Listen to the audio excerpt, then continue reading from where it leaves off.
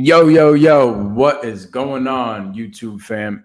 Yo, yes, we're pouring value out to the people today, man. This is the second live.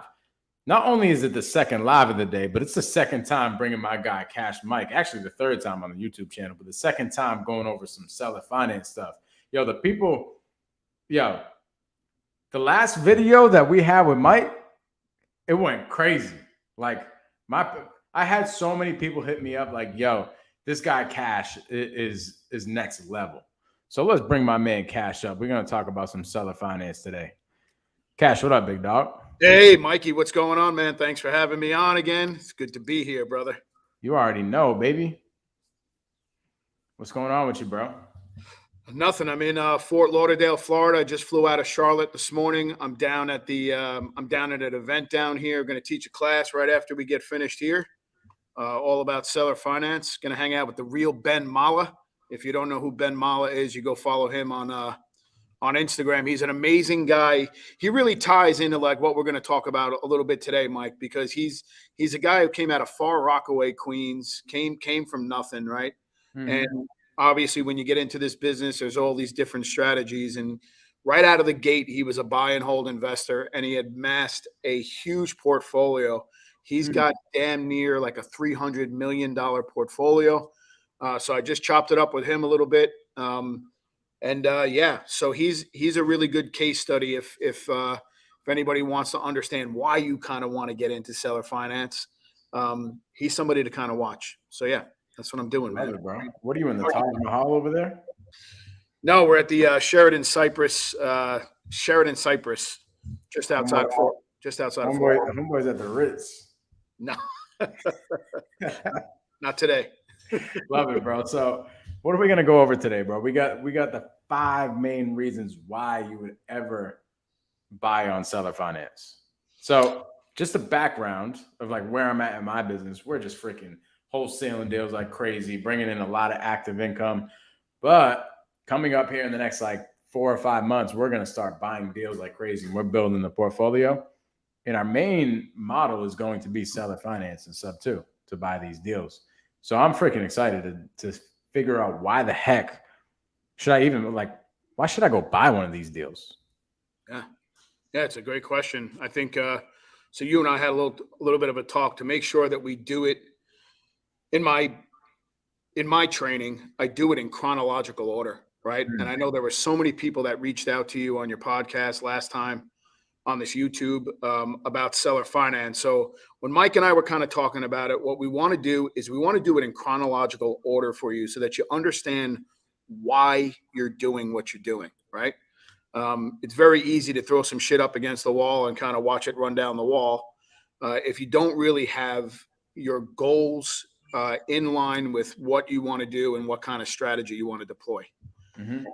So you just heard Mike say, it's all about wholesaling, right? Or it's been all about wholesaling and him kind of stacking cash. And I think a really good place to start would be to understand, obviously, what an asset and a liability is. I know we went over that a little bit last week, but ultimately an asset is something that's going to put money into your pocket, right?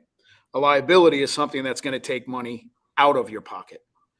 Now, in the real estate game, since there's so many different strategies, there are only really 3 ways to make money in real estate, right? We can wholesale or do cash deals. We can fix and flip, and we can buy and hold. Now, inside those 3, there's a bunch of different strategies, right? There's cash, novations, there's subject to, there's seller finance, and there's hybrid deals. But cash and novations are what I like to refer to as inventory deals. So even though most wholesalers believe that they're collecting true assets, they're not really aware on how that money gets taxed, right? So the only way to take advantage of all of the things that you really want from your investments, which is going to be cash flow, leverage, tax advantages, and depreciation. The only way to do that is to utilize something like seller finance, subject to or a hybrid. Okay. So out of the five main things, what's the first thing? Like, what's the first reason you would want to buy on seller finance?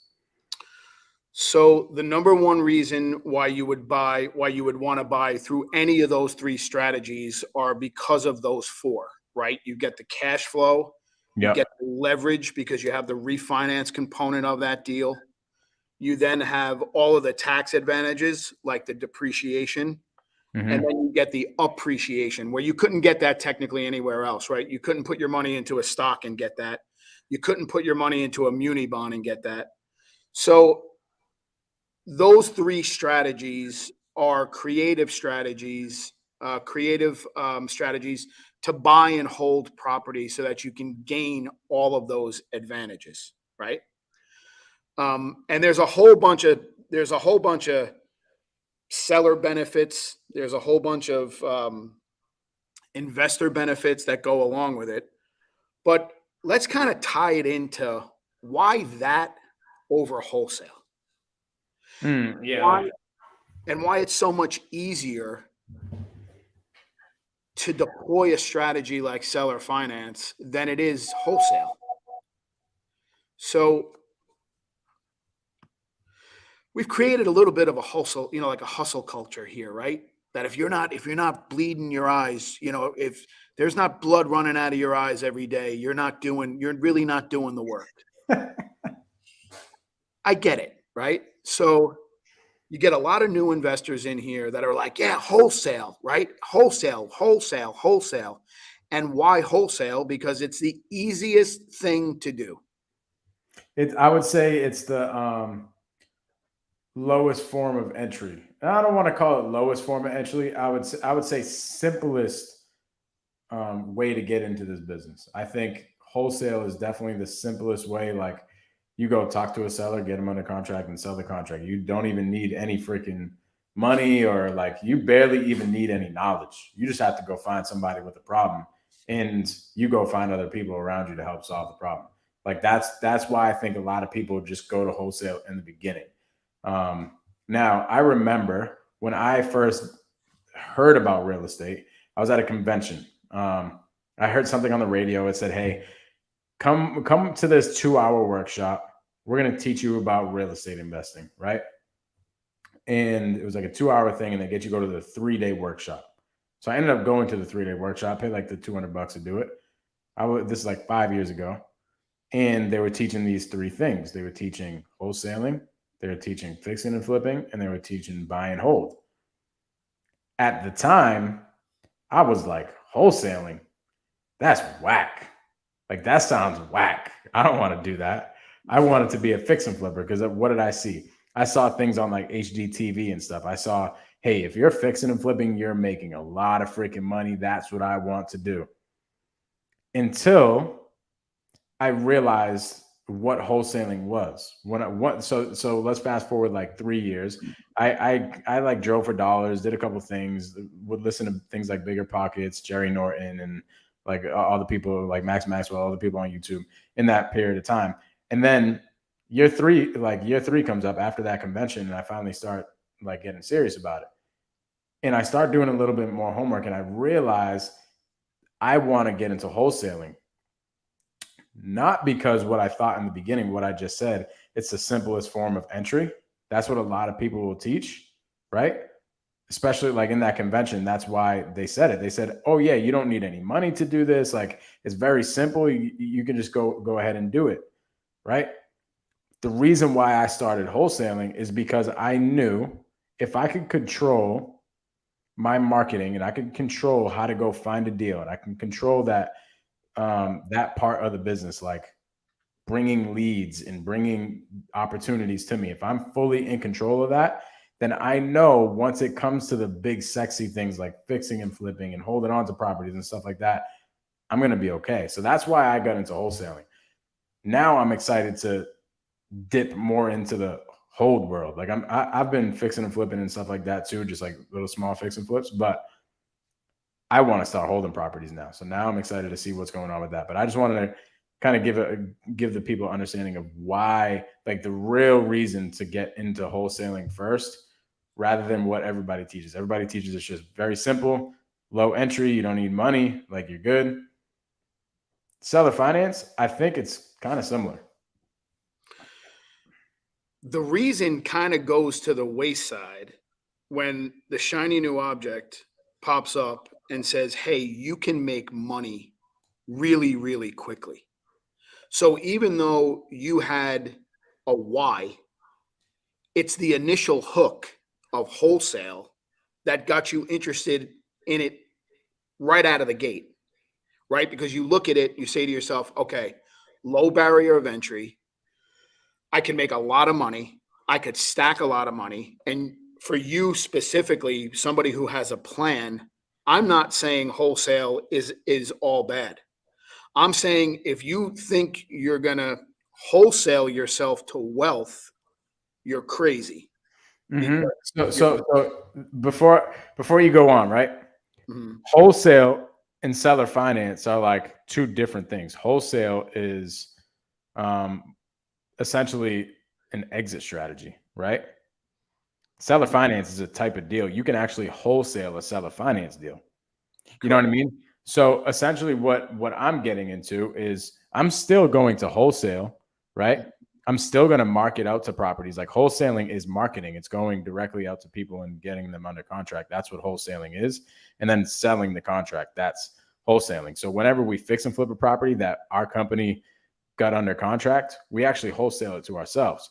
So what's going to end up happening, right? Like once we get into buying these seller finance deals, most likely they're going to come from our wholesale company. You see what I mean? But I think what a lot of the times when people think about wholesalers, it's just like one track minded.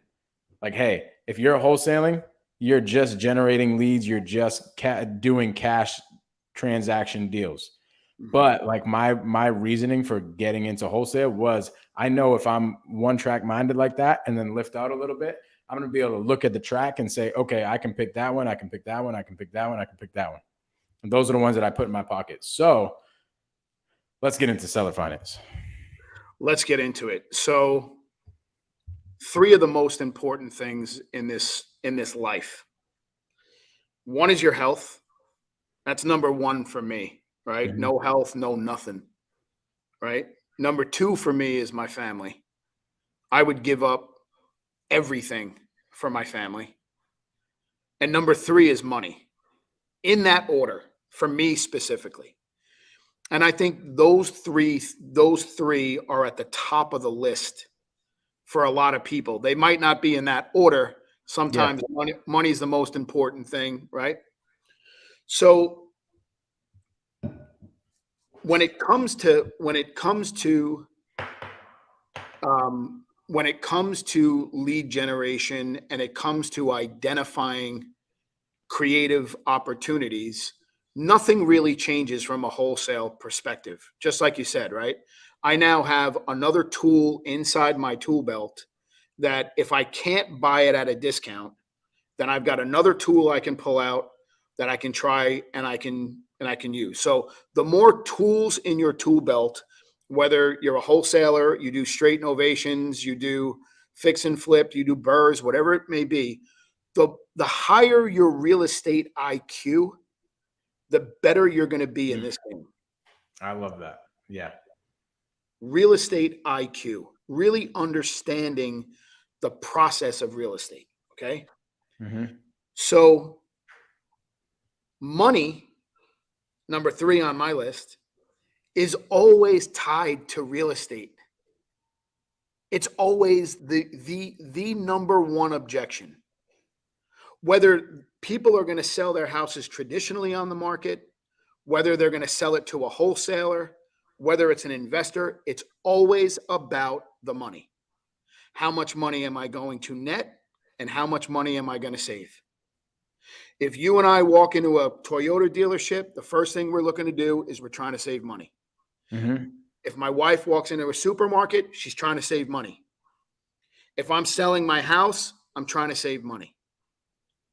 So the shiny object pops up all around the country and people flood into it.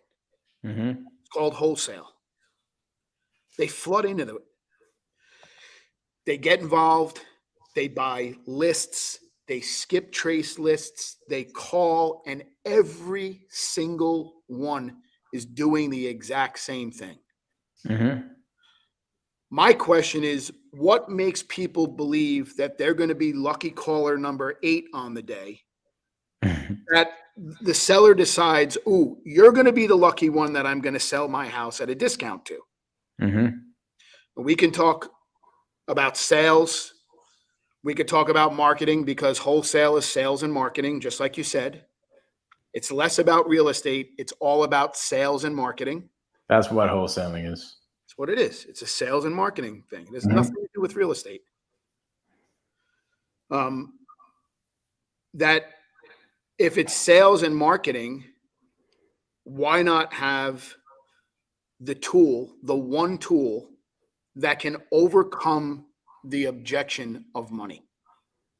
And that is the power of seller finance. And you can still wholesale. So here's what I'm going to say, right?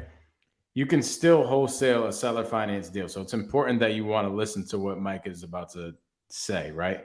Because think about it. If at the moment you're wholesaling and you're pretty much 100% wholesaling cash deals, in order to do that, you should have an understanding of what a deal is to a cash investor and how a cash investor underwrites a deal, right? Whether they're going to hold on to it or fix and flip it. You're going to want to know how they underwrite it. So if you're wholesaling and you're like, I want to put this extra tool in my tool belt, you're probably going to want to know, and this tool being seller financing, you're probably going to want to understand why somebody would ever want to buy on seller finance. So wholesaling and seller finance are like two different things. They're not like in the same categories. One's an exit strategy. One's like a deal type. You know what I mean? So they're two different worlds. But if you're wholesaling and you want to put another tool in your tool belt, and seller finance is that tool, it's important that you understand, just like cash transactions, how and why your buyer would ever buy on seller finance. And if you're like myself and you're like, I want to wholesale, but I actually want to start buying deals at some point and get all the benefits that Mike was talking about, then you should know how to buy these deals. So let's get into that, bro. Yeah. So how to buy seller finance deals. So I prospect the exact same way. We're looking for the 4 pillars, correct? Mm-hmm. We're looking for motivation, timeline, condition, and price. The two on the bottom end, the condition and the price, really don't mean as much to me as it does to a wholesaler. I can technically give sellers exactly what they want for the property, as long as I get the time that I need. In an exchange for money, I want time. Because just like a loan through Bank of America, anybody who's watching this podcast right now or this live right now, is if you own a home and you purchased a home in the last 10 or 20 years, and you've taken out a loan through Bank of America or Wells Fargo or Chase, I want you to go grab your mortgage statement, and I want you to tell me, come back and put it down in the comments here, how much money you would pay for the hypothetical $200,000 house that you bought had you seen the loan all the way through. If you see the loan all the way through and you calculate the interest that the bank is charging you, that $200,000 house over the course of 30 years, because that's probably the product that you got, you're going to wind up paying over $300,000 for the house, depending on the rate that you got, correct? So all seller finance is identifying sellers who have full equity in their property. They're not going to technically loan you money as a quote unquote loan. They're going to loan you the equity inside that house, and you are going to be able to determine what kind of terms you can pay. So if you understand, right, when Bank of America gives you a note, they give you a mortgage, and you understand that, hey, these interest rates and the way that they structure these notes, obviously the banks make the most money out of anyone. So they're going to structure it in their favor. That's why I end up paying $300,000 plus for a $200,000 property. So if I know that, and not to sound like fucked up or anything, but my seller doesn't know that. Okay. They're just fixated on a number. Why wouldn't I try to structure my own terms in my favor that's better than the bank's? So let's get into it. Mm-hmm. Seller finance. This is going to go against everything that everybody was ever taught or know about. Okay. With seller finance, here's what you don't need. You don't need any agents. You don't need a license. You don't need a bank. You don't need to qualify. You don't need tax returns. You don't need a W-2. There are no assignment fees. There's no dispo. There's no buy box. There's no hedge funds. There's no drop contracts. There's no JV. There's no MAO. There's no percentage of ARV. There's no buyer's list. And most importantly, there's no low ball offers. You don't have to be lucky caller number 9. Okay? Mm-hmm. So if money is the most important piece of the puzzle when it comes to real estate, the question becomes, how do you overcome that objection? So you can take sales courses, sales trainings, you could take wholesale trainings and listen to 1,000 people on how you overcome that with your words. You don't overcome that with your words. Mm-hmm. You overcome that by creating motivation, and the way you create motivation is by offering more money. So in order to understand how you offer more money is 5 or 6 YouTube lives probably down the road. Mm-hmm. I think you and I would we would serve your viewers very well if we just kind of walked them through it chronologically. This way we're not jumping the gun here. We can just walk them through, make sure they come on back and they can check it out and they can learn as much as they want, because the intention here is to give it all to you. Like Mike and I, as educators in the space, we understand what you're going to do with this stuff and we understand what you're not going to do with it. And the real separator for the people who want to create real wealth are action takers. So if you are the action taker, you come back to this YouTube live, you come back every week and you learn a little bit about seller finance and how to do it. So essentially we're getting into why you would want to buy on seller finance, essentially, because you're able to, get a better term than the banks. And we also went over, you can actually wholesale a seller finance deal, and how wholesale and seller finance and buying deals and stuff is all different. So why don't we get into, like, if Cash Money Mike, right? He's a seller finance buyer, and Mike Gomes is a wholesaler. And I want to understand why Cash Money Mike would ever buy a house. I know we said we're going to do 5 reasons, but I think there's really 4 main reasons. Yeah, you're right on it. So why don't we go over, like, the 4 main reasons in depth? Okay, so let's start with cash flow, right? Mm-hmm. That's going to be number 1. That's going to be number 1 for all your investments. If you're a true real estate investor, you're going to want to have cash flow. And what cash flow is, put very, very simply, is the difference between what you're paying out, whether you're paying Toyota and you're renting out your Toyota, whether you're paying for a house and you're renting out your house, whether you're paying for an RV and you're renting out your RV. If you listen to the operative word being renting, you cannot create any kind of wealth in this country without being some type of landlord or some type of rental, because it's only the rental component that gives you all of those advantages. So you have to be in the mindset that you want to rent property. If you're of the mindset that you don't want to rent property, you can technically still collect an income by holding the note on a property or lending somebody money and having them pay you back, but you don't get all of the advantages that I just listed. You don't get the cash flow, you don't get the leverage, you don't get the tax advantages, and you don't get the appreciation.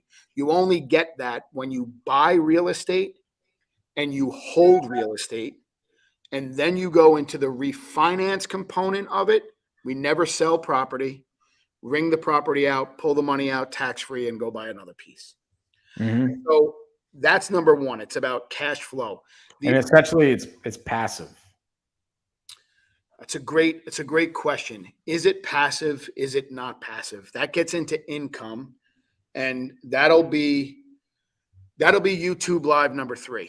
Okay. That'll be YouTube Live number 3. Love it. Because understanding the income is so important to the piece of the puzzle also, right? But essentially what it is, what cash flow is it's like the raw number in your pocket.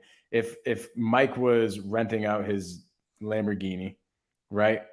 And Mike had, his expenses at, like, after his car note, after, maybe he was getting the thing cleaned, putting gas in it, all that stuff. Maybe it cost him $2,000 a month. And he rented it out for $3,000 a month. After all expenses, he's in at $2,000. That means Mike takes home net in his pocket $1,000 a month. All right, now let's talk about that Lamborghini. We spoke about the 4 things. We spoke about the cash flow.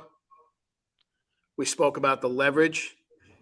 We spoke about the tax advantages, and we spoke about the appreciation. What's the difference between me renting the Lamborghini and me renting the house? What do I lose on the Lamborghini that I don't lose on the house? All the other things, all the other reasons. Because when I drive the Lamborghini off of the lot, that's the best the car is ever going to be. And 2 hours later, it's worth $10,000 less than what I paid for it. With real estate, you can put your capital into it and increase value. That's why real estate is the ultimate vehicle, the absolute ultimate vehicle for investment. If I buy a Lamborghini, the 23-year-old watching this who stacked up all of his cash in wholesale, went and bought the Lamborghini and rents it out. And it's like, yeah, man, I'm renting it out and I'm making $2,000 a week and $2,000 a week. Yeah, you could probably depreciate the car, right? If you have it inside of a company, but are you going to get the appreciation? No. Are you going to be able to go back to the bank and say it's worth more after the 5 guys who just drove it kicked the shit out of it? No. Right? It's about those 4 things and understanding why real estate is the vehicle. It's because you can add value. You can go back to a bank and say, hey, I made that shit box a lot better than it was last week. What do you think it's worth now? I love that. So essentially, cash flow is simple. You can cash flow anything that you rent. But now going into the other 3 reasons, you realize why a Lamborghini is not the thing that you want to cash flow. Real estate is the thing you want to cash flow. So let's go into what's the second reason? So cash flow and then leverage, right? So segue into leverage, right? We find the crappiest house on the block. You heard that before, right? Find me the crappiest house on the best block, right? You need a value add. Let's talk about value add because most people don't know what value add is. Value add is any value that you can add to a piece of property to up the rent. If I put in an extra bedroom, I can get more rent. If I add an extra bathroom, I can get more rent. If I get crafty on some of my rentals, so I'll give you some tips. You all want some tips? Here it is. I've got a bunch of apartment buildings. Like I find grassy areas that I can turn into parking lots and I stripe spaces and I number the spaces and I give my tenants their own parking spot, but it's $25 extra a month. Right. Right. So I'm looking for ways to increase. I'm adding value and increasing the rent. Okay. So segue into leverage. By doing that, I now go back to the bank and say to the bank, hey, bank, I was generating $50,000 a year in income, but now with all these improvements that I made, I'm now generating $60,000 a year. How much? What's the cost difference? What does that do to my value of my property? It's called value add. And you cannot do that with a Lamborghini. I can't go to the Lamborghini and put a new pair of shoes on it and go, I just put 4 brand new tires on it. They're going to be like, yeah, the guy's going to drive it out. He's going to do some burnouts and it's not worth what it was. Right. Right. So you can't do that. You can only do that with real estate. So that's the leverage component. Okay. You can't add any value to a stock. Can't add any value to a stock. You can't add value to a crypto. I can't add any value to a crypto. I can buy it. Okay. I don't know. I don't know. Are there any tax advantages for you by buying crypto and a stock? Dude, we're not even going to talk about crypto right now because I'll go to the bathroom and puke. Crypto's got me sick. So move into the tax advantages. All right. So cash flow, we know what it is. Leverage is nothing more than you being able to go back to a lender and saying, hey, it's worth more. Give me my money out of it. Okay. This is going to be a nice little live, man, because this is all crazy. This is all going to tie in for people. You're all going to see what you're missing. You don't really know what you're missing. And the stuff that Mike and I are going to show you is literally right in front of your face. You just have to see it through a different lens. And we're going to provide that lens for you. Okay. So next is going to be the tax advantages. Okay. With a piece of property, you get a few different ways that you can depreciate the property. Depreciation is nothing more than this. I like to keep shit simple when I'm talking, like even in my own training, I like to keep it really simple.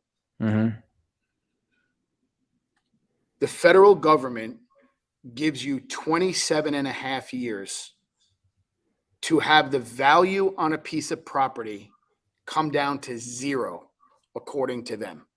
In other words, if I have $100,000, if you're watching this right now, maybe put it in the comments so that you guys can kind of participate. If there's a $200,000 piece of property, okay, and you can depreciate $200,000 over 27 and a half years on something called straight line depreciation. You're going to take $200,000 and you're going to divide it by 27.5. And somebody put in the comments there, tell me what that number is. Cash Money Mike's good, but I can't do that kind of math. Come on, bro. He's a math whiz. He'll be in the So we're doing $200,000. So you buy a house for $200,000. Buy it for why are you dividing it by 27.5? Because the federal government says you can depreciate. You can take every year. You're allowed to take money off of that cost basis, which was 200,000. There's a little bit more that goes into it because you can't depreciate the land. You can only depreciate the structure. But for the sake of this kind of example here is if there's $200,000, it costs you $200,000. I want you to divide it by 27.5 and tell me what that number is. 7.27. All right. So is that $7,270, Rob? You got it. Okay. So if it's $200,000 divided by 27.5. So let's do this, right? We have a house. There we go. And the purchase price is $200K. There you go. Right? Now, you're saying the government says, hey, Mike, you bought this house right here for 200 grand. I'm going to allow you to write off this $200,000 over the course of 27 and a half years. So what does that mean? So now we have to divide these two, right? Correct. So you take 200K, our purchase price, and you divide that by 27.5 years. Correct. That comes out to the 727? Yes, 7272. So $7,272 each year. Okay. So you're telling me if I go buy this house on seller finance at 200K and I go wholesale a deal for $7,272, I don't have to pay taxes on the wholesale deal? So I'm not going to tell you that because Okay. your CPA will have to qualify you as a real estate professional in the eyes of the Okay. IRS. Okay. So you're going that's a little bit off. The answer to your question is it possible? It's absolutely possible. Got it. But you have to qualify under a means test with the IRS in order to do that. But here's what you could do. So let's take it as a single example. Mm-hmm. Let's say Robert goes out and he buys a piece of property, and it's his first property. Okay. Now it has to be an investment piece of property. It cannot be your primary. All right. So you have to own it in a company name. You never want to own anything under your own name, ever. Do not buy property under your name. Okay. So you open up a company, you identify a piece of property, regardless of the strategy that you use to purchase the property. If it's an investment piece of property, you can depreciate it. Okay. Okay. You don't only get this benefit because it's seller finance. Mm-hmm. Okay. So let's just say Robert buys it for $200,000 and it's a 3-bedroom, 2-bath. And Robert lives, I'm going to take a guess. Robert lives in Massachusetts. Mm-hmm. And Rob, if I'm right, let me know. Robert lives in Massachusetts and he buys this house for $200,000 and it's a 3-2. And he gets $1,500 a month for this 3-2. How much money does Robert bring in annually on that rental income? He brings in $18,000. Correct? Now, the government says you can depreciate that asset by dividing the cost basis over 27 and a half years, which came out to $7,272. So now we can take the $7,272 off the $18,000 income, and that brings your income down to 11 and change or 10 and change. Whatever it is. Whatever it is. And you get to do that every single year for 27 and a half years. So now you're only paying taxes on that. You're only paying taxes on that. Correct. So you just saved yourself a bunch of money by depreciating the property. Mm-hmm. And that's available to anybody. Now, the government says, hey, we got Lakeville, Mass. Yo, I'm getting good, dog. Let me tell you something. My ESP. Oh, I'm in your September class. Maybe that's what it is. Let's go, baby. Yo, let's go, Rob. Let's go, brother. Yo, I appreciate you, man. I don't know. I was just taking a guess. Shit, I'm sorry. So many people sign up for it, man. I don't keep. That's my boy. This guy. Let me tell you something. This guy does some very, very, very, very, very clean work. Say no more. We're buying a fix and flip next week. We're gonna need some plumbing. No, this is the guy. I've seen work in my life. He's got some clean work. Rob, send me a DM at the Mike Gomes. We're gonna need some quotes over there. We're buying a house on Mulberry Ave in Brockton. There you go. There you go. Shit, that class paying off already for you. All right. So now the government also says, hey, listen, we can accelerate that. We'll let you accelerate that depreciation. Mm-hmm. Where you can take 7 years of that depreciation all in one shot. Now, in order for you to do that, you've got to have a firm grasp on real estate and where you want to go and what you're kind of doing, right?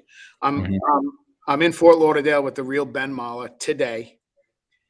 And the thing about Ben is he takes interest-only loans, and he runs through deals through a 1031 exchange. So he depreciates property at a rapid rate because he knows he's going to get rid of it in a certain amount of time. He takes his money and he runs, right? There's different exit strategies here. So that's the tax. Those are the tax advantages. Okay. So now we got cash flow. We know what that is. Mm-hmm. Now know what leverage is because we can go to the bank and we have the refinance component. We now understand that we can depreciate it. Okay. Which you can't do either of those two with another asset but real estate, pretty much. You don't get them all unless it's real estate. Not the way you can do like the way you can do it with real estate. Correct. Like you cannot buy a stock and depreciate taxes like you just did. Exactly. Okay. What's the final thing? The final thing is the appreciation. But even through seller finance, the appreciation is like the cherry on top of a gigantic, delicious sundae. That's the best way to put it, man. And if anybody knows about delicious sundaes, it's your boy Cash Money because I'm shaped like a potato. But I'm telling you, that's like the cherry on top of the sundae, literally, because it's the value add that you put in that ultimately over time, historically, real estate goes up in value, right? So it's really a no-brainer. And, for people who are like, oh, when should I get into real estate? When is the right time to get into real estate? It's like, when's the right time to, to plant a tree? Right. Like you just plant the fucking tree and then it grows, right? So you get in. So that's why somebody would want to buy real estate in general, right? For all of those advantages, you want those advantages for the appreciation. Just to touch on it a little bit more, is the house going up in value over time. Correct. And I mean, maybe stocks go up in value over time or whatever the case is, but this is like guaranteed. This is like you're good. Like over the course of 10 years, no matter what, it's going to end up going up. So, and we're probably going to do another video on this type of stuff, but it's important to get the appreciation because that's when you're able to pull out the money. So Mike touched on something earlier where he was like, you want to just wring everything out. We never sell a property. We wring everything out of a property. So in order to wring everything out, you need appreciation. So appreciation, it goes up. And then you go take a loan out and you're able to put some cash in your pocket and keep the property. And then it goes up in value again and you're just getting free money. Correct. I want to add to that. We can also force value. And how do we force value? Add value? By adding value. Right. By adding value. How do we force value? By doing work Reno. Like Robert, right? By me showing somebody downstairs in the basement, look at this exquisite fucking HVAC system. It's forced value. Or I've added something. I've added coin-operated machines or parking spaces, or I did a big capital improvement. You added a unit. You're forcing value. So not only do you have to wait, Yeah, the market's going to take care of your appreciation. You know what that's going to tie into perfectly, Mike? That's going to tie into how we overpay for property. Love it. We're going to let appreciation take care of the overpayment. We're never even going to think about overpaying for a house or a piece of property by 70 or 80, even $100,000. Because this is a long game. It's a long game. And most people are kind of stuck in the mindset of like that fix and flip I was just talking about with Robert in Brockton. The way that we made it work is we're adding a third bedroom. So that's another way to add value, right? But a lot of people are just thinking short term, like fix and flip. Fix and flip. I'm like, okay, I'm going to add a bedroom, and instantly, because I'm going to resell it, the value is going to go up, and that's what I need to go take my profit. So if I didn't add that third bedroom, I wouldn't get the value. So I'm going to go add that third bedroom so I get the value, and now I have fix and flip profit. But what Mike is saying, Mike is like, dude, the fix and flip is cool. You're going to get your money in like 4 months, but bro, I'm going to be paid for forever. I'm going to be paid for forever. And why I'm such a big advocate for owning property for people who, who get into the game, it's really having a mind shift. I talk about mind shift in my training all the time. It's shifting your mind from racks of cash now that you can hold and go, yeah, I made 30 and 40 grand, to forget about the 30 and 40 grand. Take it, put it into another asset that's going to pay you a lot of money over the long term. And here's why it's most important now. If you just got into wholesaling, it's no surprise that you're at the tail end of the party. You're at the tail end of the party. I'm saying you can make it, you can do well, but you're at the tail end of the party. And every other headline that you read and everybody that wholesalers sell to are big hedge funds that when they buy those pieces of property, they're in it for the long game. Those properties are never going to hit the market again. Ever. That's a fact. They're in a fucking fund and they're gone forever. So if you don't get the piece of the pie now, before they come back in, because they're coming back in. Right now, they're in the corner, kind of chilling out, relaxing, watching what the fuck is going to go on. They're watching what's going on with the Fed. They're going to watch the cost of money. The minute that moves, they're right back in the game, and your chances of getting something that's going to cash flow go down pretty significantly. So now, right now, because we got to look at it from like a bird's eye view, right? We got to say, all right, when did the wholesale party start? When did it end? What was the shiny object that brought everybody in? It was the quick cash, right? So if wholesale, I remember in 2017, it was either 2016, 2017, I owned like 3 properties on the same block. And I wound up wholesaling one of them to a guy. And I specifically remember him telling me, yeah, I got a friend. His name is Max. Man, he's doing like $150,000 a month. And it was Max Maxwell. I'm in Charlotte. Really? Yeah, I'm in Charlotte. So that's dope. Around, yeah, right. And it was Matt. And he goes, yeah, man, my friend Max is doing like 150. And I had no idea who the hell Max Maxwell was at the time. Obviously, everybody knows who he is now, right? America's for sale and I'm buying. Yeah. Shout out to Claudio. That's my guy. Yeah, Claudio. America's for sale and I'm buying. Yep. That's crazy, bro. Like, this is a whole nother topic that we can go on. Like, what has happened? These hedge funds have been buying a bunch of properties, obviously for a reason. Like, they are the smart people. You know what I'm saying? They're smarter than me and you, right? They're buying these properties for a reason. And like you said, they're probably not going to let them go, right? And do you think you can cold call a hedge fund and say and put them in your CRM and stuff and try to wholesale them? You know what I'm saying? Like, no, it's locked up. No. So you do have a really good point. The craziest part is if you're doing seller finance, you are going to get a better deal as far as terms than the hedge funds do. Now, the hedge funds are in like in it for like super, super long term. So at the moment right now, if you're getting into seller finance and you're listening to what Kash is saying and you're like, yo, holy crap, this seller finance stuff is no joke. Like right now is a crazy opportunity because to Mike's point, the hedge funds have kind of paused their buying right now. They paused the buying, and with seller finance, that opportunity that went down to none all of a sudden opens up again. Mm-hmm. So now your opportunity opens because you can buy in a way that not many people know how to buy in. So with the wholesale party coming to an end and the one trick pony coming out with the gun and firing off all these benefits, all of this stuff. Here's what we can do.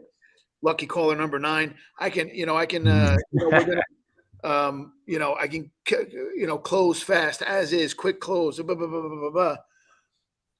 With seller finance, we're going to show you. Mike and I are going to show you. We're going to show you, not preach to you. We're going to show you how it works so that you can understand it. So those are the 4 reasons why you want to buy property.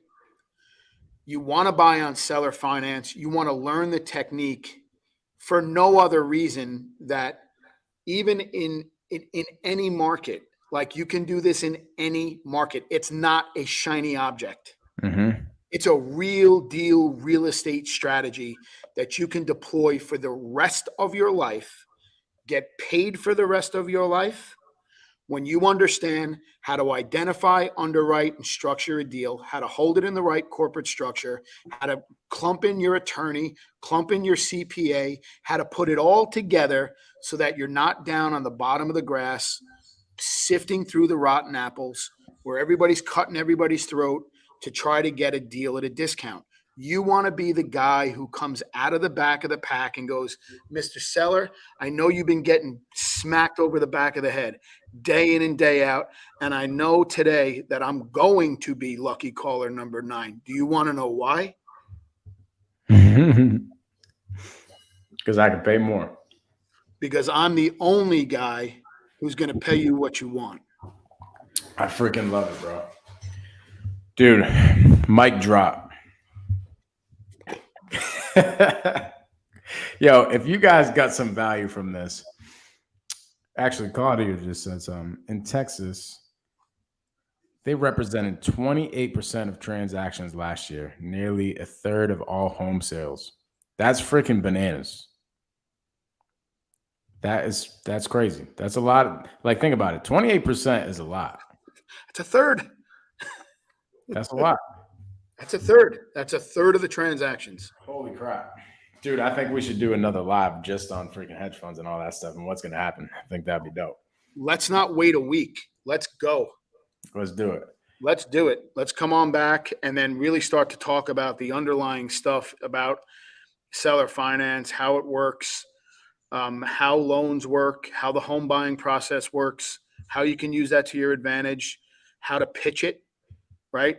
That's really a big one for people. It's like, man, I don't know what to say. Mm-hmm. And I think what we can leave your viewers with today is, regardless on what type of real estate you do, you need to take your investor hat off. Stop moving in a way that you believe there's a structure that you have to follow in order to get deals. Take your investor hat off and go look at property and ask questions that you want to know genuinely if you were going to buy the property. Instead of thinking of the questions that you have to ask, think of the questions that you truly would ask. Because in seller finance, even though we're prospecting the same way and we don't have to change the way we lead gen, we've got to ask different questions. It's true. And the questions are very, very simple. So here's what you do. We'll leave them with this, Mikey. As all of you are out there prospecting this week, I want you to ask one question. Now, you're probably going to get a much better response than you've been getting if you're actively prospecting. I want you to ask your sellers after they kick you in the ass and tell you that they're not going to sell it to you at a discount.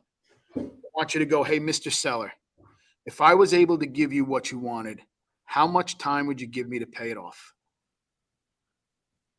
And Right. then you're going to clam up and go like this. What do I say next? Here's what you say next. When the guy says, how much time? You go, I'm going to talk to let me call my partners and I'll get right back to you. And then I want you to shoot Mike G a message and say, yo, I got a guy who's willing to give me some time. And if you come to Mike G with a seller that says, I'm willing to give you time, I'll structure the deal for you. Let's go. Mic drop. Mic drop. With that being said, go follow my homie Cash Money Mike _ on IG for bringing us this value. Like, Mike, bro, this is some good stuff. I have people literally telling me like, yo, stop pumping out all this stuff on YouTube. Like, literally, like people in my own circle, like, yo, you're giving out way too much. Just stop. I'm like, bro, that's who I am, dog. It's who Cash Money Mike is. You know what I'm saying? Oh, man. So go follow Cash on IG. Please like this video, subscribe to the channel, do all the things. We appreciate y'all. Y'all enjoy your freaking Saturday. We're going to do more videos like this. Like Mike was just saying, we're going to essentially put on like a mini seller finance series. Cash is the freaking seller finance guy. If y'all haven't noticed, ain't nobody doing the seller finance stuff like Cash is. Cash got this shit locked down. So make sure you shoot him a follow. But we appreciate y'all. Y'all have a good weekend.